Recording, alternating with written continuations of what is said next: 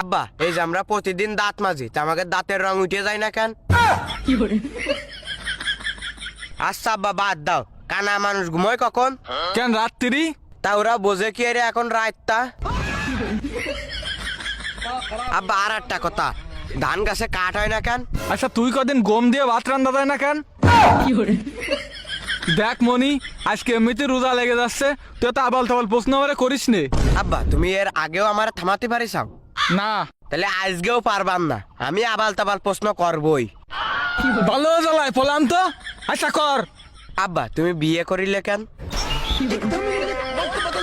ওই সবাই করে তাই আমিও করিলাম। সবাই কই করে, আমি তো করিনি। সুমিন্দির সাল তোর বিয়ের বয়স হয়েছে? কেন আব্বা তুমি কয় বছর বয়সে বিয়ে করিলে? 14 বছর।